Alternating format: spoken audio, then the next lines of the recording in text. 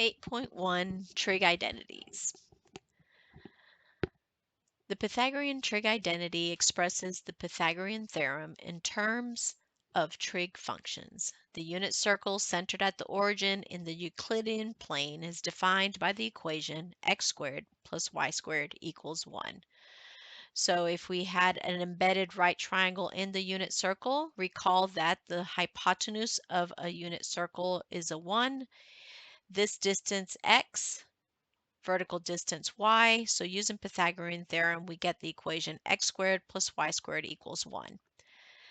But if you were standing, for instance, right here at this acute angle, and we wanted to use trigonometry to replace the x and the y values, well, notice if I were to look at the side adjacent to this angle over the hypotenuse, well, x over 1, adjacent over 1, is the ratio for cosine. And then sine, this distance right here is the opposite value of theta. Opposite over hypotenuse is your sine value. Okay, so what we have done here is replace x to be the cosine of theta and y to be the sine of theta, and come up with the replication of this written in terms of sine and cosine. So x is replaced with cosine and y is replaced with sine. The order that this is written in does not matter. So this first trig identity that I'm introducing you to can be manipulated. So what I mean by that is that this particular equation, even though it's written like that, can have its terms move around. So for instance, if I wanted to solve for cosine squared theta, let's go ahead and write the equation of sine squared theta plus cosine squared theta equals 1. If I wanted to solve cosine squared theta, that would require me to algebraically move sine squared theta, which means in this particular instance, I will have to subtract sine squared from both sides, and that would leave me with the isolated term cosine squared theta equaling 1 minus sine squared theta. So you can do this repeatedly with any term. So for instance, let's do sine squared now. So sine squared, instead of doing all this mathematical show of work, let's look at this equation. If I wanted to isolate sine squared theta, that means cosine squared theta. Hop over to this side, and that means the operation of cosine squared theta will not need to switch. So isolating sine squared theta would merely mean 1, because the 1 does not move, minus the cosine squared theta that moved over. Okay, so whether you are showing the work or mentally doing that algebra in your head, manipulation of said terms is always possible. So let us go ahead and use this Pythagorean identity to help us determine the other two Pythagorean identities. So in order to do that, what we're going to do is divide by cosine squared theta. Okay, and yes, if you intuitively guessed it, the other Pythagorean identity is found by dividing every single term by sine squared theta. So let's do this one together, and you will proceed to doing the other one on your own. So cosine squared theta, let us divide it into every single one of these terms. I'm going to rewrite it here at the side. Cosine squared plus sine squared theta equals 1. Notice that I did change the order of these two terms, sine squared plus cosine squared, to cosine squared plus sine squared. That is okay.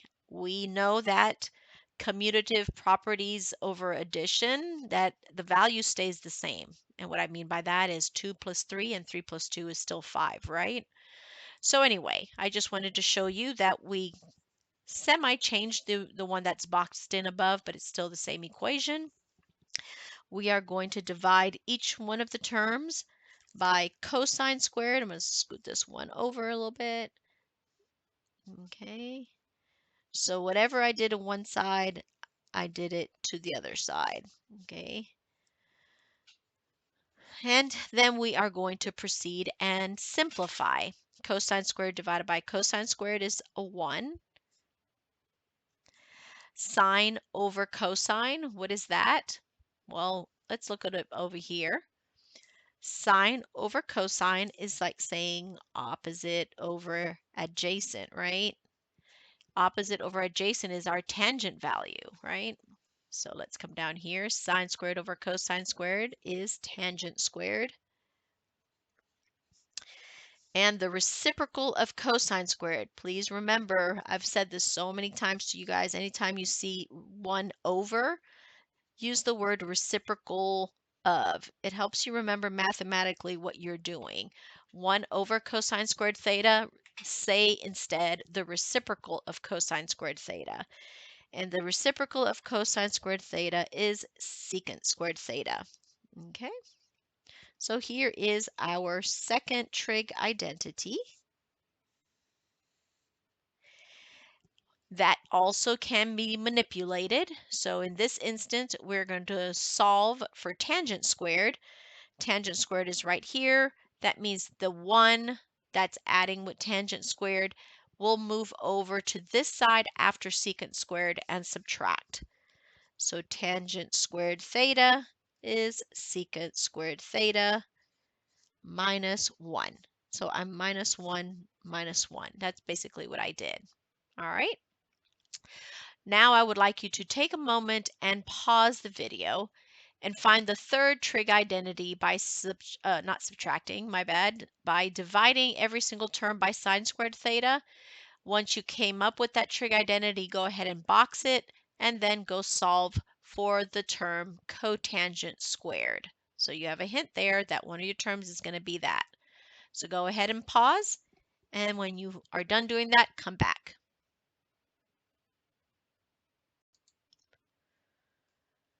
So take a look and make sure your work is set up correctly. And then move over to page 2. Okay, so here we are on page 2. The top half is composed of all the formulas up to this point that you are to be acquainted with. Here are the 3 trig identities that we just covered over in page 1, and all above you have been working with in prior sections, okay? So we've already talked about how there are variations of these trig identities that we can come up with, all right? So right over here, let's discuss using the sine squared plus cosine squared equals 1 trig identity. Let's let's rewrite it in terms of cosine squared. So if I wanted to solve for sine squared, I know that I can move cosine squared, the plus cosine squared, over to this side and come up with 1 minus cosine squared. Same thing if I wanted to solve for cosine squared in this box right here. That means this sine squared has to move over to this side and become negative, and we come up with 1 minus sine squared. Okay, so this is what you are familiar with right now. This is what we've done already. This and this you have been able to do from the previous page 1. But what I want you to notice is in every single one of these, anytime you moved a term over, you ended up subtracting on the other side, okay? Notice that both of these terms are positive. Both of these are positive, positive. In other words, they're all adding, right? So whether you'd move this one or this one, it was subtracting on the other side. If I move plus 1 over, it's going to subtract. If I move tan squared over, it's going to subtract, and so forth. So anytime you isolate any one of these 6 terms, my bad, you are going to subtract. But that introduces us to the fact that every subtracting term, so I'm going to draw an arrow over here and the arrow from this one right over here, they both all mimic what we have done in the past. When you have 2 terms that are squares that are subtracting, you can rewrite it as a difference of squares. Okay, you can factor and rewrite them as a difference of squares. So here is what I wanted you to recognize as well. Not only will you be able to use trig identities to solve for a specific term and leave it like this? When necessary, sometimes we need to take it a step further and factor. So 1 minus cosine squared is basically saying 1 squared, because 1 squared is 1, right? 1 squared reduces to 1. 1 squared minus cosine squared will be this setup. So I need to square root this and square root this to get these terms. So what's the square root of 1? Well, the square root of 1 would be 1. So there's my 1 and there's my 1. That's the A right here. Square root cosine squared. Well, the square root of cosine squared will just merely be cosine. That's your b squared. You square root the b squared, it becomes b. So that's where this and this came from. Whether you put the minus and the plus first, it doesn't matter. So here's what I demonstrated on this one. Same idea. 1 minus sine squared, that is an a squared minus b squared format. So I'm going to square root 1. Put it right there, square root sine squared, put the answers right there. One with a minus, one with a plus, minus plus combination. So what I want you to do, I am going to ask you to work with this one right here, okay? And in this problem right here, I want you to solve for tangent squared theta. So I want you to first rewrite it in difference of squares format, and then I want you to rewrite it as well in factored format. So solve for tan squared on this one. And on this one, I want you to solve for 1. Okay. And I'm choosing these randomly, by the way. Okay. So take a moment, pause your video right here. And when you're done filling out the remaining parts of those 4 boxes, check your work. All right. Take a look. Check and see if your work matches.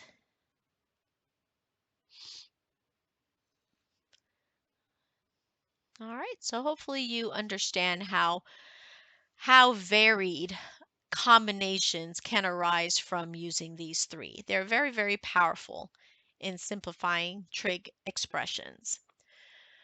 So let's move forward and see how these formulas are going to be used in problems. So let's look at example number 1. We are going to use the trig identities above to write expressions in terms of a single trig identity or a constant.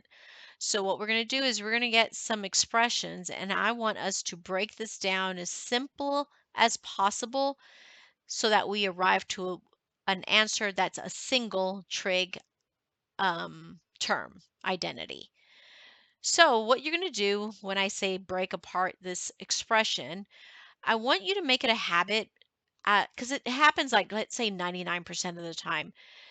We want things written in terms of sine and in cosine whenever we can. So for instance, in this example, what I mean by that is tangent, it obviously can be broken up into a different format, okay? So if I go upstairs to my formula and I look for tangent, tangent can be rewritten as sine over cosine, or tangent can be rewritten up here as 1 over cotangent, okay? Very rarely are we going to use this formula. When I give you tangent, most of the time, just choose this one, okay? So tangent is the ratio sine over cosine. So we're going to replace this term right here with the fact that tangent theta is the same thing as saying sine of theta divided by cosine of theta.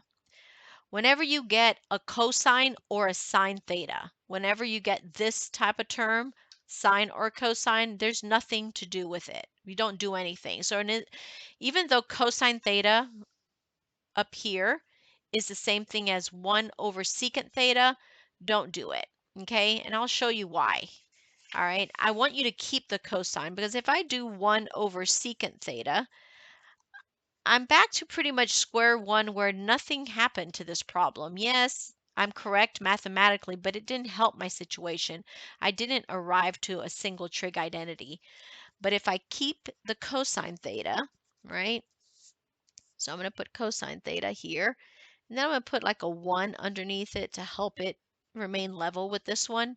Notice now, my cosine theta is alike in the numerator and the denominator, which will leave me with sine theta dividing by 1, which we know is just sine theta itself. And that definitely is a single trig identity. So I'm going to just circle sine theta because I'm done. Okay, one term. Let's go on to the next one. Let's move down here to this one first, okay? So cosine theta, nothing. We're not going to do anything with cosines and sines. I'm going to just write cosine theta, and I know that this is going to end up being a fraction, so I'm going to put cosine theta over 1 because cosecant is one of my reciprocal identities, right? So cosecant, I look up here, is the reciprocal of sine. Notice I didn't say 1 over. So remind yourself over here, reciprocal of, so when you're writing it, reciprocal of dot, dot, dot, okay? Reciprocal of sine, but I'm going to write it by substituting what I just said. The reciprocal of sine is 1 over sine theta. So unlike the part A that we saw, no cancellation is happening, so we need to bring them together. Cosine times 1 and 1 times sine becomes cosine theta over sine. But we know anytime we have a sine cosine relationship, it's either going to be tangent or cotangent. Look upstairs. Anytime we have a fraction of sine over cosine or cosine over sine, we'll either have tangent or cotangent. Ours was cosine over sine, so we are going to change cosine over sine back to cotangent because why? We're looking for a single trig term. This has 2. This one has 1 trig term. Let's go to part B. 1 minus cosine squared theta. That here is an alert for you to recognize, aha, I've got some difference of squares happening here, right? Difference of squares. Anytime you have difference of squares, 2 squared numbers subtracting, please know that they have to come from here, from this row, okay? They always come from this row. So I needed 1 minus cosine squared. Well, this doesn't have a cosine squared, nor this one. This is the only one that has a cosine squared, so I'm going to zone in and focus here.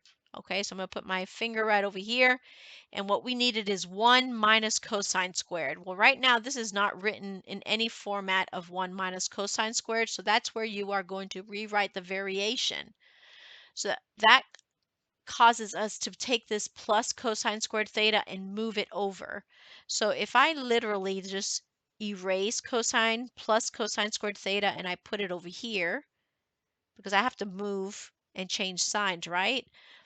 What do I read now? Well, I'm reading sine squared theta equals 1 minus cosine squared theta, which just means in regular English language, sine squared is the same as 1 minus cosine squared theta.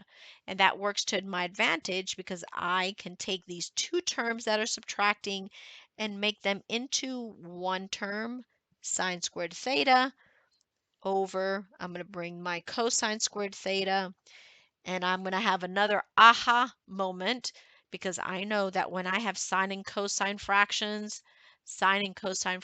come from this area, right?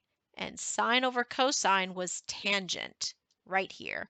The only difference is mine has squared terms. So sine just means sine times sine. Cosine means cosine times cosine.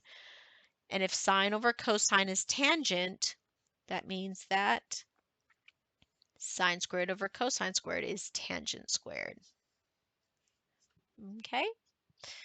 All right, moving on. Part D, sine times secant over tangent. So what are we going to do here? Let's continue to break these apart. Sine theta, do not do anything with sine theta. I'm going to put it as sine theta over 1. Secant, well, why am I putting an equal sign? I meant like a dot. You don't have to put the dot, but there we go. Sine theta times secant theta. Let's shift down here again. Secant theta, where are you? Secant theta is right there. Reciprocal of cosine. So come back up over here and let's write the reciprocal of cosine. Then over, you can either break tangent down or leave it, but here's the thing. I notice that this is going to become sine over cosine, and I know tangent is sine over cosine, right? So I'm just going to leave this here because I know that this is going to become tangent anyway. Sine over cosine, sine times 1, 1 times cosine, is going to be sine theta over cosine theta, all over tangent theta, which I know this right here is merely just tangent theta. And I'll bring the denominator tangent theta over, and we get a 1. And that's a single constant, which is what they said we are allowed to have. Okay? Single trig, single trig, single trig, and a constant, a number. So that's how you rewrite expressions and condense them into one. Let's move on to the third page for some other examples. On this third page, we just have some more examples that I want to bring to your attention. So let's start with part A, cosecant theta over cotangent theta. So sometimes you end up with fractions dividing by other fractions, and what we call those are complex stacked fractions. Cosecant theta, I want you to have the formulas handy if you still haven't memorized it. Let me see if I can just merely flip back to help you reference. But cosecant theta is what? Well, we notice that cosecant theta is the reciprocal of sine, and then we need cotangent theta. Cotangent theta is going to be cosine over sine. Okay, so we're using this one, writing that fraction, and this one, writing that fraction. So cosecant theta is 1 over sine theta. Cotangent theta is going to be cosine theta over sine theta. All right, so with stacked fractions, what we're going to do is always multiply by the reciprocal, okay? So with stacked fractions, ultimately what we need to do is multiply by the reciprocal. And our grade school teachers have a great job of having the knack of being able to come up with little mnemonics to help you remember. And one of them that a lot of them like to use is the keep, change, flip approach, where you are just being told what to do when you're multiplying a reciprocal. So what you're going to do is you're going to keep the upper fraction, 1 over sine. You're going to multiply the reciprocal by changing my division bar into multiplying. Reciprocal means flip it, so these are going to be interchanged to become sine theta over cosine theta. I notice that my signs now can cancel over multiplication because there's a numerator and denominator value that match, which leaves me with 1 over cosine theta, which I know 1 over cosine theta is secant theta. The reciprocal of cosine is secant. And there's my answer. Some students are going to say, well, did I really have to do all that? Or what if I just did this? So notice this sine theta and this sine theta are both underneath these division bars. So that is, yes, you can say factors that are the same, so they cancel. And from here, you go 1 over cosine and end up right here. So that's another way you could have done it if you, on this particular case, because the denominators are identical. All right.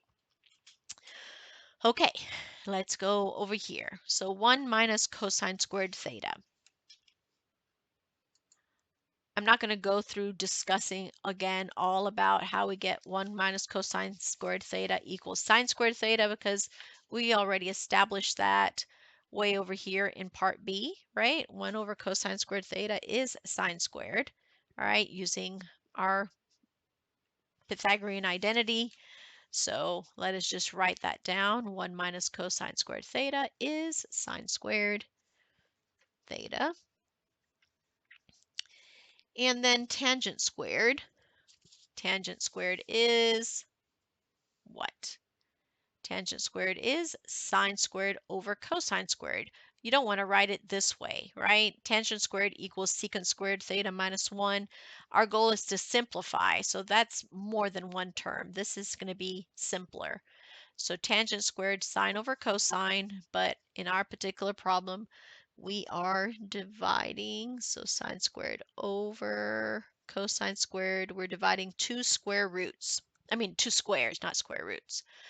So let's take the multiply reciprocal approach. Again, now here we don't have matching denominators like we did over here to cancel. We do have matching numerators, but my suggestion is never do that because students mess up the division. Only do it with denominators because you don't mess up your division.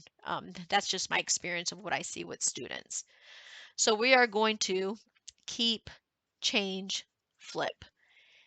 Keep the numerator ratio, which is just sine squared theta over 1, but we don't have an over 1, but if you want to go ahead and put 1, go ahead. Change to multiplication and flip to cosine squared over sine squared. And in so doing, we noticed, bam, numerator and denominator, cosine squared over 1 is cosine squared theta, and we arrived to our single trig. Voila, right?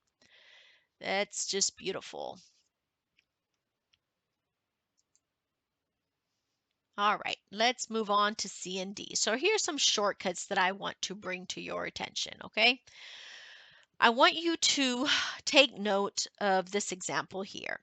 So I want you to be very mindful when you are multiplying reciprocals. Multiplying reciprocals. All right, so let's go look at our chart here for a second. I want you to notice that, here we go, sine and cosecant are reciprocals of one another. So sine is a reciprocal of cosecant, or cosecant is a reciprocal of sine. And that goes for these two other pairs, okay? Cosine and secant are reciprocals of one another. Tangent and cotangent are reciprocals of one another. What I need you to always remember, mathematically, when you multiply a number with its reciprocal, you will always get a value of 1. So let me show you what I mean by that for those that are visual learners.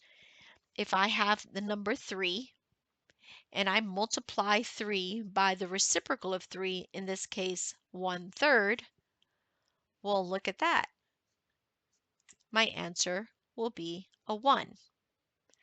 Let's go another way. If I have a 1/10 and I multiply it by the reciprocal of 1/10, 10, my answer is going to be a 1.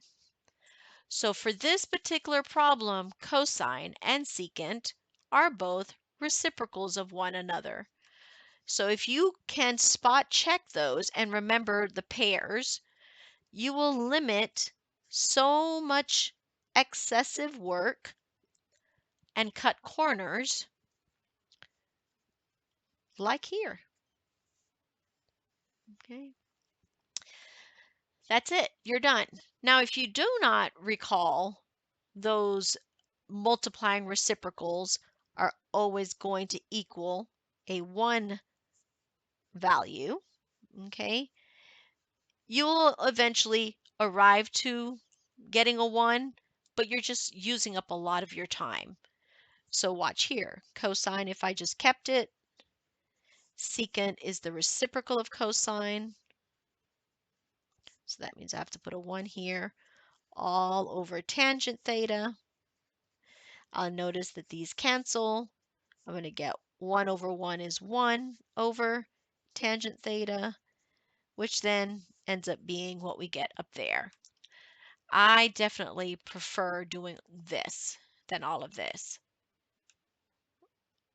That just requires me to remember the reciprocals. So I need you to make sure that you know that cosine is the reciprocal of secant, that cosecant is the reciprocal of sine, that tangent is the reciprocal of cotangent. I need you to be able to tell me that always so that you know that if any of these pairs are multiplying by each other, you automatically can just say 1. How about division? Let's look what happens over here with division. Here's the rule with this one. When you're dividing reciprocals, so let's write this over here. When dividing reciprocals, your answer is always going to be whatever was in the numerator squared. Whatever is in the numerator, square it. So in this particular instance, sine over cosecant, I know they're reciprocals of one another, right? Sine and cosecant. And so I know by the rule that that just means that I'm going to write the numerator. My numerator is sine, and I need to square it. And I'm done. And again, just like over here on the left, let's say you forget this little nugget of shorthand work that Hanlon has given you. Well, then you just have to do the extra work. Sine theta doesn't change. Cosecant is 1 over sine theta. If I keep change flip, I'm going to get keep sine theta. I'm going to put an over 1 and change to multiplication and then flip 1 over sine to sine over 1. And nothing can cancel. There's no numerator and denominator alike. Sine times sine is sine squared theta. Yeah, I definitely will go with step 1 example. I need to just remember dividing reciprocals will result in numerator being squared.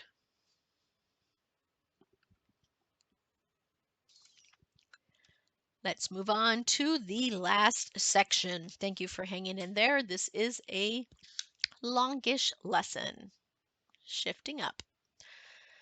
All right, now let's do this one. Sometimes we end up with values that are adding and there's no clear-cut way of canceling or anything. And yes, you're going to be tempted to do this, right?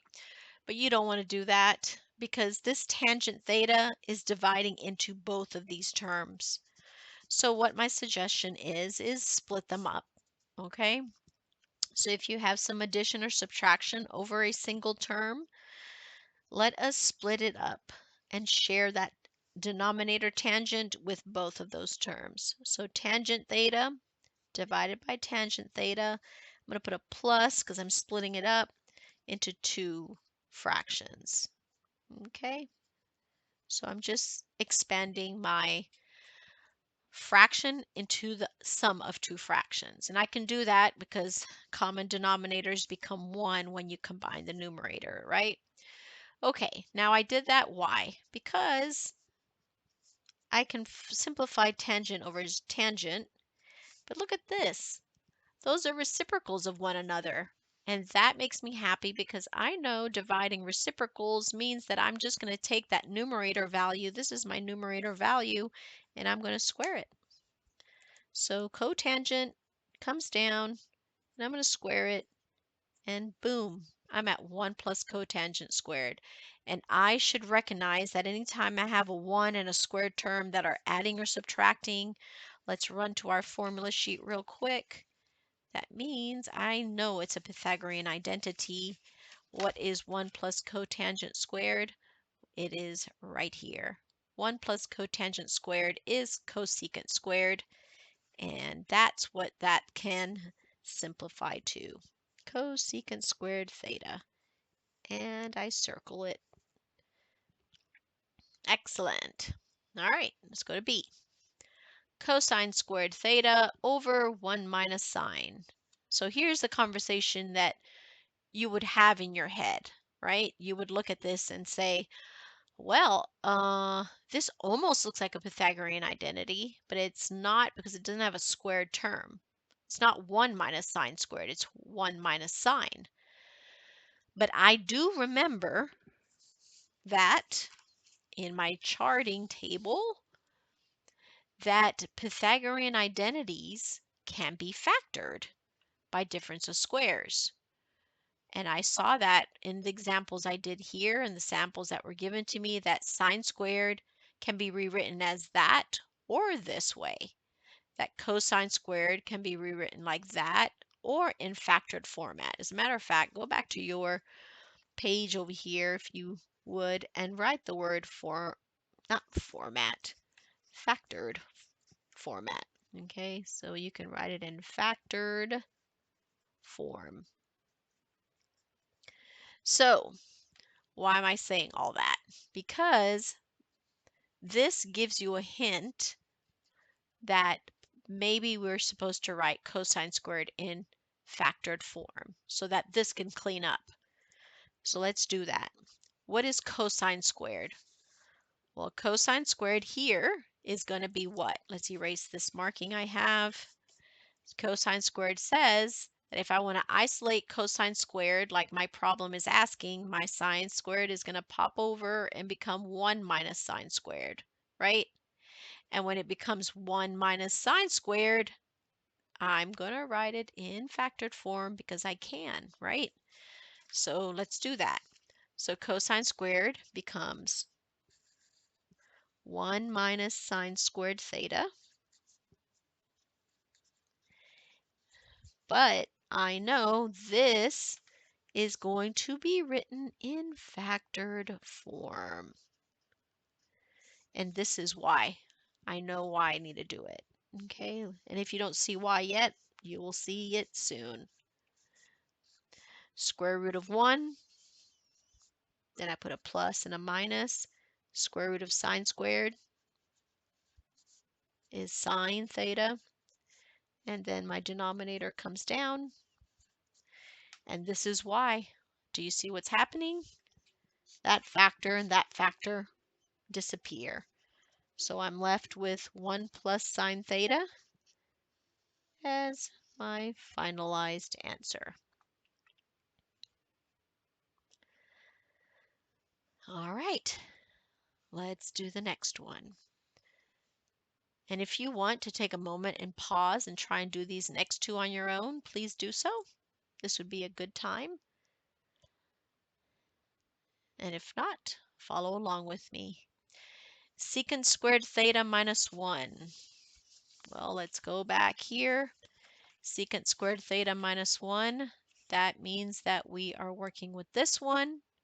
So this plus 1 popped over to become minus 1, leaving tangent squared all by itself. So secant squared theta minus 1 is tangent squared.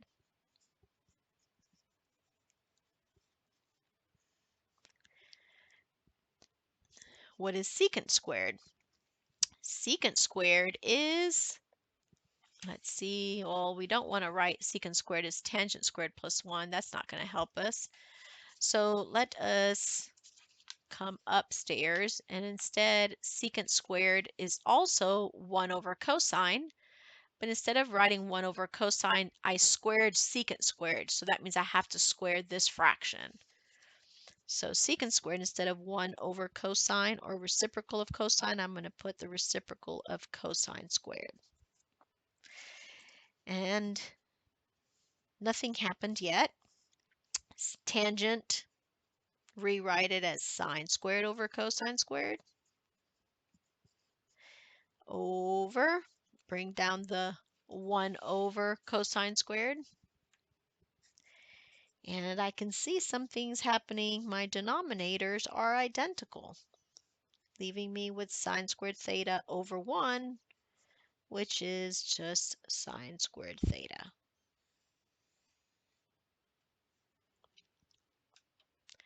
Fantastic. Last but not least, all right, these are all multiplying. Unfortunately, none of them are reciprocals of one another. Tangent doesn't have a cotangent, cosecant doesn't have a sine, cosine doesn't have a secant. Learn your reciprocals. Don't forget the way I remember it. Like tangent, I know has the T. Cosecant, if it starts with a C, the reciprocal starts with an S, so that's SEC. Cosine starts with a C.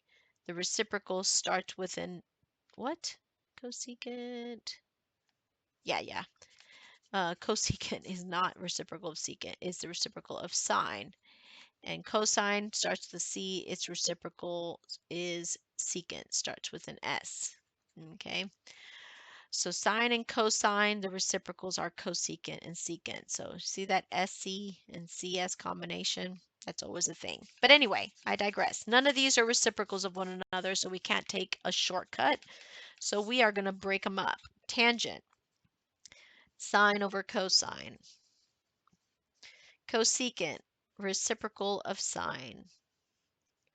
Cosine, no, I'm not changing cosine. I forgot. We don't ever change cosine. So I'm going to leave cosine theta. I almost did reciprocal. So here we go. Numerator, denominator, numerator. I mean, it's denominator, numerator, because that's like over 1. So I'm left with 1 over 1, which is the constant 1. There you go. That is day 1 of trig identities. Thanks for watching and good luck on your homework.